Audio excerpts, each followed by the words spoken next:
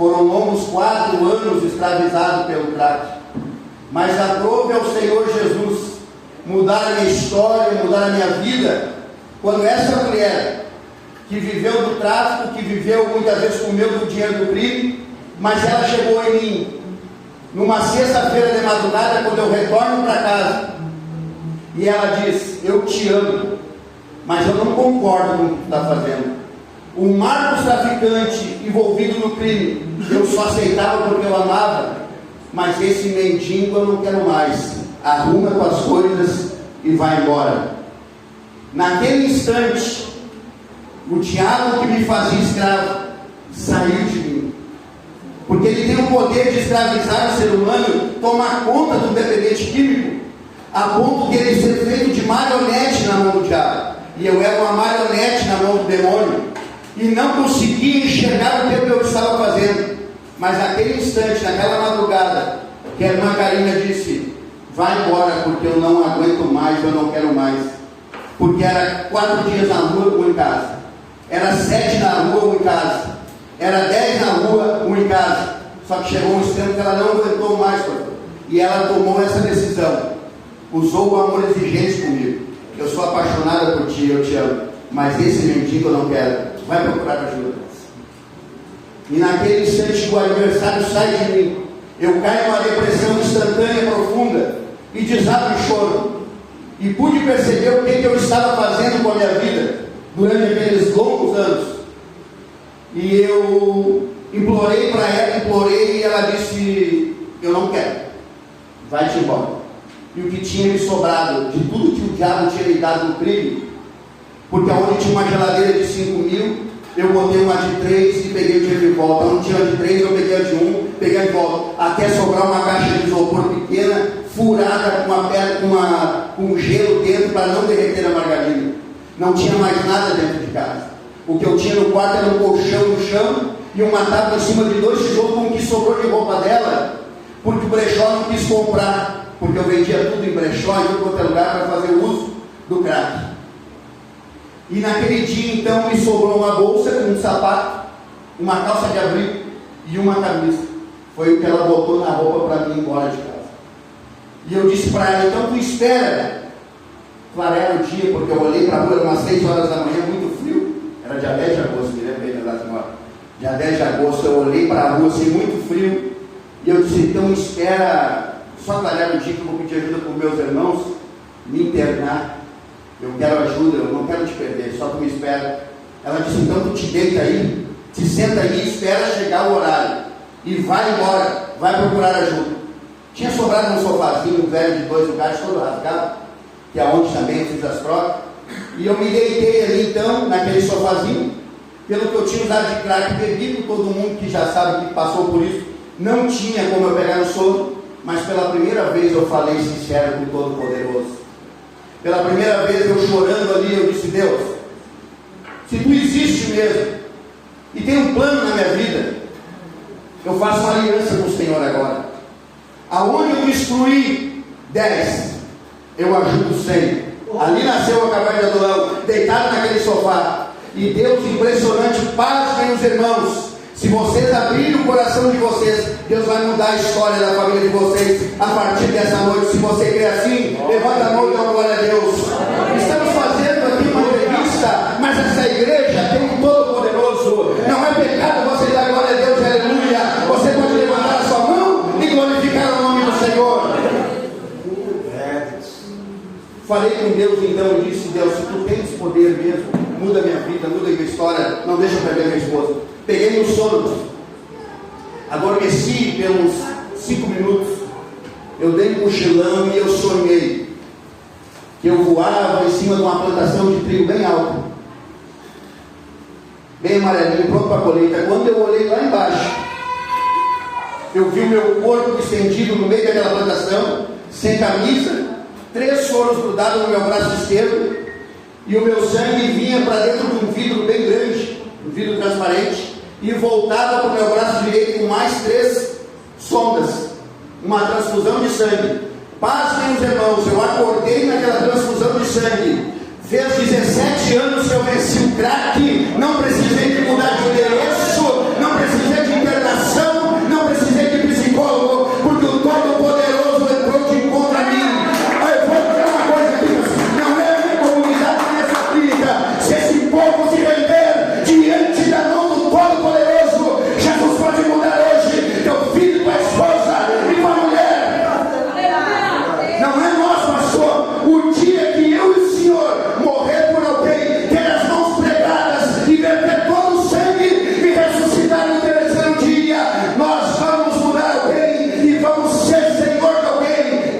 nós não fizemos isso. Existe um Senhor que é dono desse projeto e é chamado Jesus Cristo, o Senhor da glória.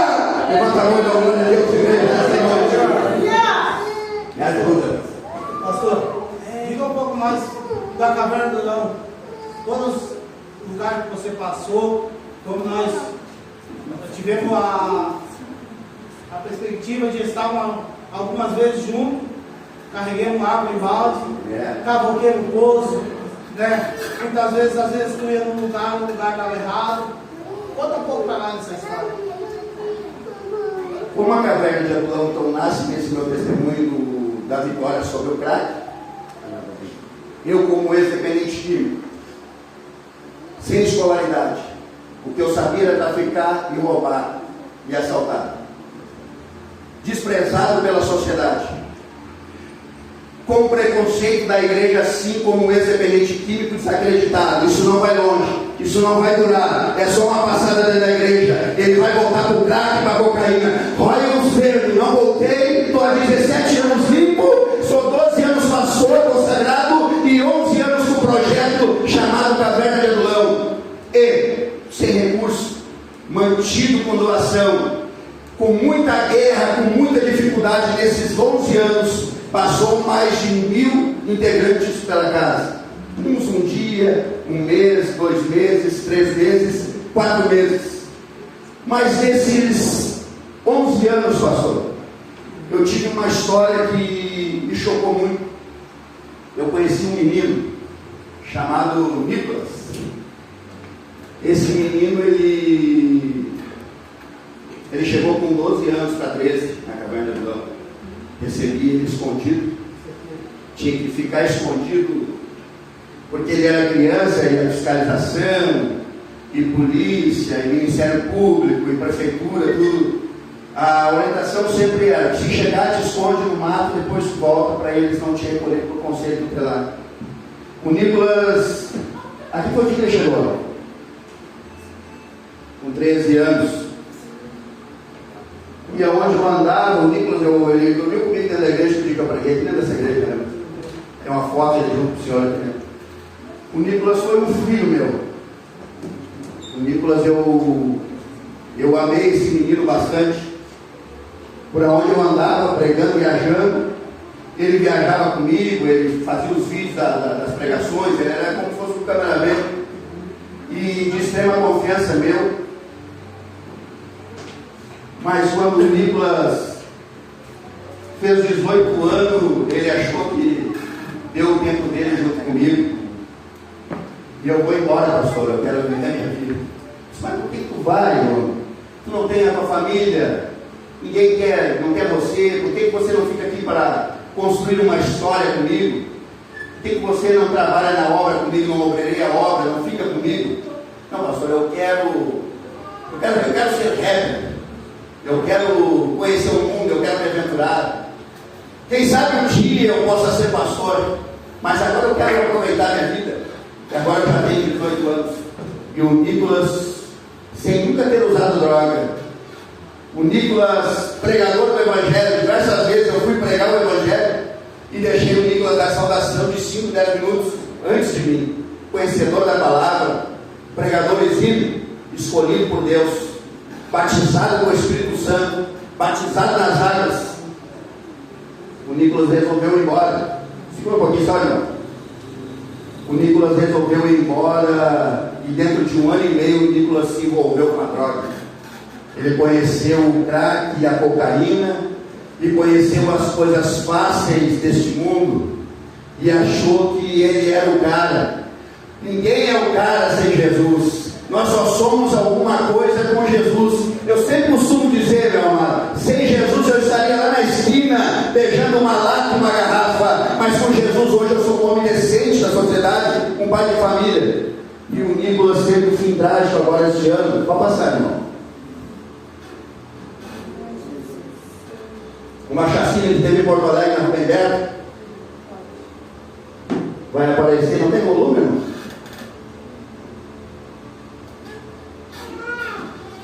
Esse é o Nicolas, né? Deitado no chão, foi alvejado com mais de 10 tipos de pistola. 9mm, já tinha trocado o nome dele de Nicolas para Drago. Ele era um dos pontas dos antibalas da Robenberta em menos de 1 ano e meio. O que o diabo faz engana. Esse é o livro.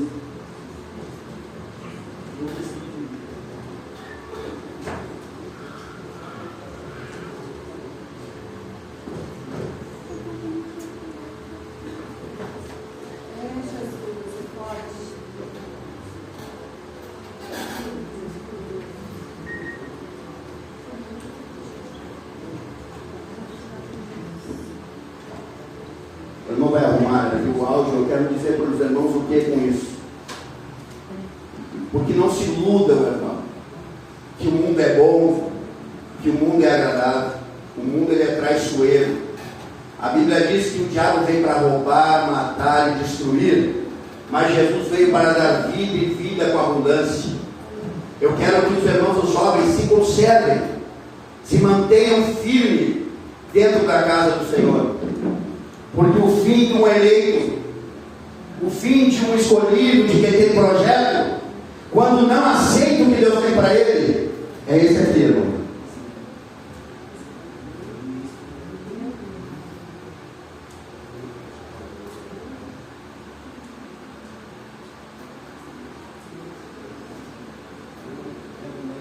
Não vai ter som? Não precisa. Só quero que o senhor volte o som um pouquinho mais. Gentileza. Mais um pouquinho. Aí, tá bom. Pode soltar. Esse é o menino que viajava comigo, que pregava comigo, que filmava quando eu pregava. Esse é o menino. Eu gastei 5 anos da minha vida com ele, pastor. Eu gastei. Porque o senhor sabe que não é fácil poder manter a refeição no prato. O senhor sabe quanto que é água. Ter o café da manhã de pessoas que tu nunca viu, que tu nunca conheceu. Tu sabe que é água, tem que ter o almoço meio-dia, irmão. Não interessa se é 10, se é 20, se é 30. Já tive um estágio no começo da obra, 10 anos atrás, de ter 80 homens. E a gente passava ali comendo pé de galinha, pescoço, porque nunca peguei R$1 da prefeitura. E eu lamentei, eu chorei 3 dias. Por causa da morte desse rapaz. E o que me chocou, pode soltar, não. Foi ele pedindo ajuda. Foi ele pedindo ajuda. E eu não estava ali, irmão. Nem sempre você vai estar ali quando seu filho pedir ajuda. Nem sempre você vai estar ali quando teu marido pedir ajuda. Quando teu vizinho, teu ente querido pedir ajuda, nem sempre a gente vai estar, pastor. Isso criou uma revolta, um luto muito grande dentro de mim. E eu me senti incapaz. E eu revi muitas coisas do meu trabalho, porque eu sempre fui muito severo a respeito de tratamento de drogadição. Porque falo com experiência de dependente químico, de ex-dependente químico. Eu nunca dei muito mole, porque tem um problema, irmão. Eu preciso passar isso aqui para a igreja, pastor. O camarada, depois de um tempo com a dependência química, ele se torna um rolo compressor. Ele vai passar por cima da família toda. Ele se torna um trator de esteira. E se você pegar sua Bíblia e chegar no seu filho e dizer: o Senhor é meu pastor e nada me faltará, ele vai tomar conta mais de ti. A igreja, os pais, eles têm que amar, eles têm que cuidar, mas eles têm que chegar em uma hora e confrontar. A Bíblia trabalha com confronto, pastor. Ela não trabalha com remédio, ela não trabalha com cápsula. Eu posso errar muitas vezes nisso, mas eu creio que o confronto funciona muito, dá muito resultado o confronto. O confronto que é, ó, mano, o negócio é o seguinte: tu fez gato sapato da tua mãe, do teu pai, tu roubou tudo lá. Comigo tu não vai fazer, cara. Tu quer ajuda, é assim, assim, assim. Toma vergonha na tua cara, entra na brecha e vira homem. Se tu não quer virar homem, vai pra rua sofrer mais um pouco. É dessa forma. Então, se os pais vão amar, vão cuidar, mas se os pais chegarem no filho e dizer assim: ó, tá demais, cara, tá roubando tudo dentro de casa. Quantos anos tem? Estou com 21, então vamos arrumar um desafio para ti embora. Vai te tratar. Ah, que não quer, então arruma tuas malas, eu te amo, mas aqui dentro não dá. Aí ele vai fazer o que? Ele, com o sofrimento dele, ele vai mudar e ser transformado. Tem uma hora que não dá para estar passando a mão por cima. Aí começa a trazer problema para a família e trazer problema para a igreja. Então, ame seu filho, mas não aceite tudo o que ele faz. Está aqui os pais do Cauã. O Cauã chegou lá na comunidade, há 7 meses comigo lá, me dando problema ao extremo, desvio de caráter, de conduta irrepreensível. E o que eu fui fazer com o Cauã? Eu confrontei o Cauã. Eu mostrei para ele que ele não era homem, que ele não era bandido, que ele não era o bichão que ele dizia que ele era. Porque se ele tivesse todo aquele histórico, todo aquele rabisco que ele falava, ele não estava ali dentro comendo polenta e figuinho. Foi a frase que eu usei naquele dia para ele. Se ele fosse o bichão, que sabe o que ele estava fazendo? Ele estava andando de carrão e sustentando o pai e a mãe. E eu disse para ele: tu é um moleque, tu é uma criança, rapaz. Tu tem 17 anos, faz 17 que eu larguei. Vai pagar de bichão para mim? Vou te dar a oportunidade. Tu toma vergonha nessa tua cara e vira homem, porque senão eu vou arrumar com as malas e vou te levar para a farroupilha para te morrer. Porque a morte te espera. Sabe o que ele fez? Eu quero mudança, eu quero ser igual ao Senhor. Está lá, não me dá problema nenhum, um rapaz exemplar, um rapaz trabalhador, um rapaz exemplar. Porque a mão vai a mãe passar por cima. Eu não vou passar a mão por cima de homem. Ele vai ter que perceber que ele é um dependente químico, um doente, e ele precisa de ajuda.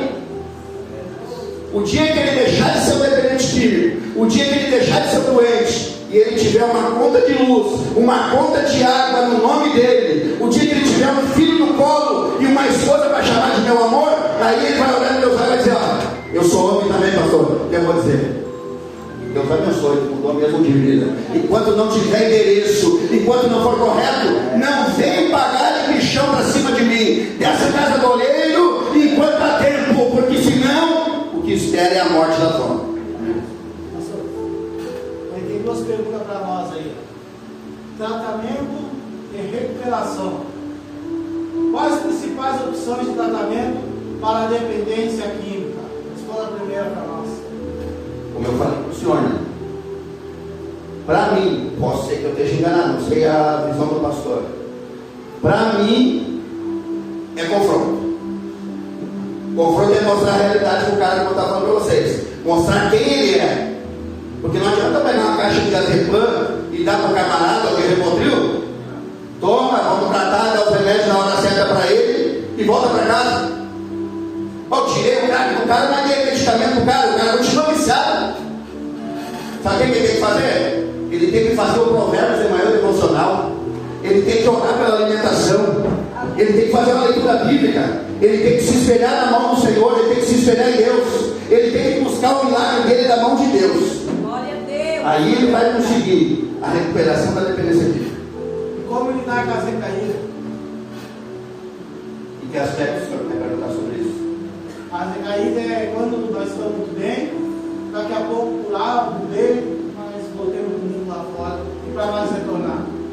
E a pessoa que levantou uma vez que ajudou, como é que a pessoa pode lidar com isso? Pastor, eu tenho um rapaz lá, que ele está há 5 anos comigo, o Taylor. O Taylor, quando eu busquei ele com 17 anos, os traficantes tinham pegado ele, tinham dado uma costa dele.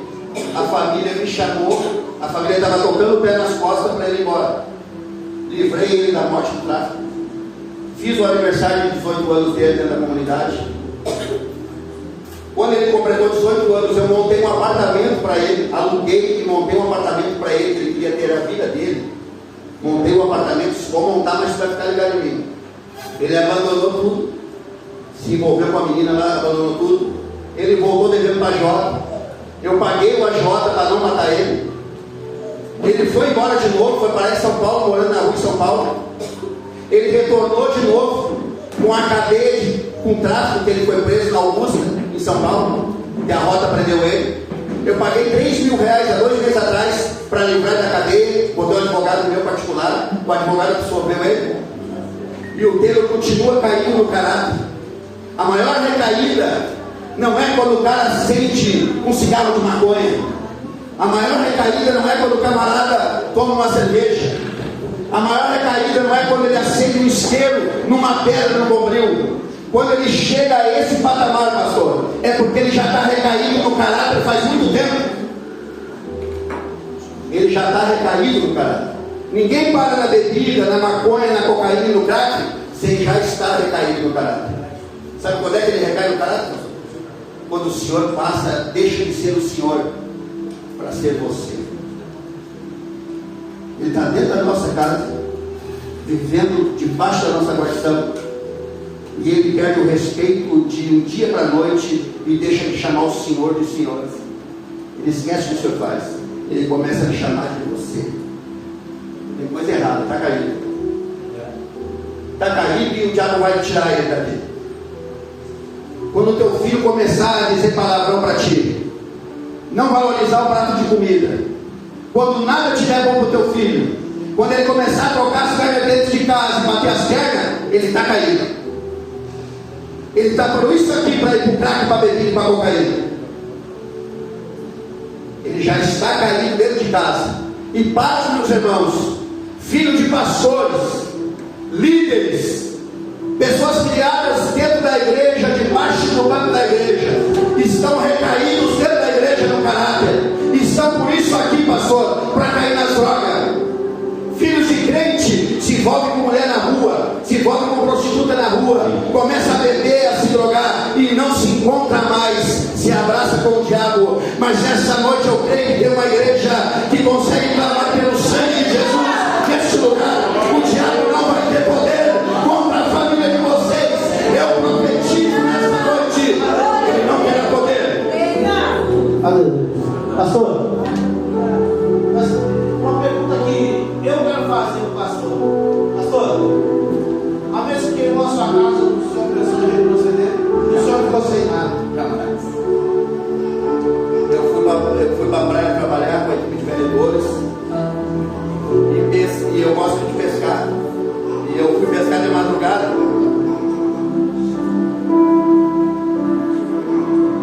Porque eu vou para a praia, irmãos, mas a areia não é meu lugar. A areia não é lugar de crente em auge do verão. Eu não estou recaído, pastor. Eu sou lavado e remido pelo sangue de Jesus. O cara é ministro no altar, o cara é obreiro da igreja, o cara é crente, batizado com o Espírito Santo, mas está fazendo o que na areia?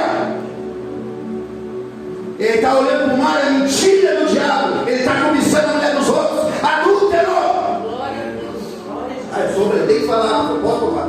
Adúltero. Porque começa a cobiçar. A Bíblia diz que o pecado entra pela concupiscência dos olhos. Eu estou na praia, mas a areia não é o meu lugar. Até minha esposa. Aqui o irmão está 5 anos comigo. A areia é o meu lugar, eu tenho 5 anos. Eu fico aonde? Em casa. Eu fico em casa. Porque crente não está na areia. Sabe por quê? Muitas das vezes a irmã Karina está em Gravataí. E eu estou lá em Torres, Capão da Canoa. Vou só dar uma passeadinha na areia. Que negócio é esse? Minha mulher não está na areia? O que eu vou fazer? Vou sentar no quiosque, tomar uma Coca-Cola? Fazer o quê? Eu vou olhar a rua. Eu vou olhar as mulheres. Aí dali, sabe o que vai acontecer? O meu e teu adversário vai sentar no meu ombro e vai dizer o quê? Como é bom uma cervejinha dela. Faz tanto tempo, não tem ninguém. Toma uma. Vou tomar uma só. Toma 2, toma 3. Hoje eu tomei 2, 3, amanhã eu tomei 5, depois eu tomei 6. Sabe o que vai acontecer? Vou estar dentro da obra pregando o evangelho com muito pregador, com o nariz entupido de farinha. Vou para o inferno e levando uma igreja para o inferno. Então a areia não é o meu lugar. Tem uma tarrafada de madrugada com a irmã Karina junto e alguns irmãos para brincar, para pescar. Voltei para casa com uma dor nas minhas costas. Não levantei mais. O diabo atacou a minha saúde. Gastei 10 mil reais achando que estava com câncer. É impossível, o cara jovem, assim, com 44, que nem eu, ficar tomado de dor o corpo inteiro. Eu sentia dor até nos olhos. Não era normal. Fui para casa, procurando a doença. Pega fogo na minha casa. E eu, doente. O que eu fiz? Quando pegou fogo na minha casa, a irmã Karina conseguiu tirar a Karina e a Cassiana, minha filha mais velha, foge. O portão estava aberto, o controle remoto, foge. E eu fiquei com os dois pequenos dentro de casa. Os pequenos estavam na esteira, e eu estava fazendo, a gente estava fazendo peixe frito no arado. Os dois pequenos eu olhei e não estava mais, tinha corrido para dentro de casa. E eu e agora a irmã Karina quis voltar, eu disse, não volta, sai que vai explodir tudo, sai. E quando ela saiu, eu entrei para dentro de casa para procurar os pequenos. Mas na minha mente eu pensei, vou largar um guarda-roupa por cima de nós, até chegar juntos, bombeiros, alguém tirar nós daqui. Eles estavam embaixo da cama, a minha pequenininha e o meu guri. Quando eu catei eles, eu olhei para a porta, só tinha o fogo batia no fogo e fazia uma onda assim, só tinha um buraco do tamanho dessa mesa para me escapar. E eu com os dois dentro de casa. Eu disse, não me tirou da onde me tirou para morrer queimado com meu filho. Não pode, não acredito nisso. Quando eu olhei na janela, senti um monte de gente. Eu consegui alcançar meus filhos pela janela e eu fiquei trancado ali dentro. Eu disse, agora eu vou morrer, né? Fazer o quê? Não tem como eu sair daqui, ó. E eu consegui dar um mergulho por debaixo nesse espaço dessa mesa e sair lá do outro lado. Consegui correr, a rua estava cheia de gente. Quando eu saí, os bombeiros viram, tudo ia muito rápido. Os bombeiros estavam vindo, os bombeiros entraram apagando o fogo e tal. Quando os bombeiros isolaram a casa, o bombeiro me chamou, acho que era o responsável pela missão. Ele me chamou, disse, o responsável da casa pode entrar. Eu entrei com ele. Água no tornozelo, assim, tudo que Jesus tinha me dado. Mas tudo. Eu disse, ele disse, toma cuidado para não cair o pau em cima de ti, Paulo. Eu disse, tu acredita em Deus? Eu acredito. Jesus acaba de limpar minha ficha, glória a Deus. No eu vim, no eu vou voltar. Ele me deu, ele me tirou. Ele sabe de todas as coisas. Quando eu olhei para o outro lado da rua, estava no meu carro, o vizinho arrastado. Eu disse, vou vender. Eu pensei rápido, dentro do fogo, dentro da água. Vou vender para pelo menos botar as aberturas. O Espírito Santo, dentro daquela casa queimada, entrou dentro daquele lugar e disse assim, não sacrifique o teu Isaac, porque eu já provi tudo. Deus vai prover tudo lá na tua casa. Eu venho debaixo do sangue de Jesus. O diabo não vai destruir a tua família. Amém, Jesus. O Espírito Santo diz, não sacrifique o teu Isaac, porque nas pernas da obra, uma obra sem carro não anda. Eu já provi. Quando eu saí para fora, parou o dono de uma madeireira que me conhecia e disse, o que aconteceu? Eu disse, pegou fogo na minha casa. Ele disse, logo tu, que ajuda tanta gente, disse, fazer o quê? Então passa lá na madeireira amanhã e pega tudo que tu precisar, tijolo, areia, cimento, e ergue a tua casa. E quando eu me abracei na Karina disse, vamos embora daqui, eu não quero mais viver aqui, porque sofrendo no crack, no crime, tudo aqui, vamos embora. E eu disse, não, vamos embora, porque Jesus falou para mim que em 30 dias vai devolver nossa casa. No 31º dia, Jesus me deu uma casa 2 vezes melhor, até com piscina, pastor, sem eu precisar fazer nada de errado. E sabe o que eu fazia? Eu botei os colchões no meu escritório, e a minha esposa e meus filhos levantavam às 6 horas da manhã. Não sabia que eu tinha ido mal. Ia lá passar o café para todo mundo, com os internos tomando. O almoço que ele fazia era eu, que eu estava internado com eles. Eu precisei passar por isso. Precisei ficar internado com eles. E ali Deus foi me dando vitória, Deus me deu vitória. E hoje eu estou aqui. O médico disse para mim, a tua doença é culpa do teu trabalho. Larga. Eu disse, eu não vou largar. Eu não vou largar. Mês passado, eu tomo uma injeção que custa 11 mil reais por mês cada, por estado, para nem poder estar aqui, senão eu já estava morto, pastor. Mesmo retrasado, o médico disse assim, a tua doença piorou, eu vou ter que te dar outra injeção, ou tu larga o teu trabalho, porque a tua doença é psíquica. Eu disse, eu não largo, porque eu prometi para Jesus que eu vou até o fim. E eu estou tomando 2, pastor. Eu custo 22 mil reais por estado, pastor Edilson, por mês. Mas eu estou aqui dizendo que Jesus liberta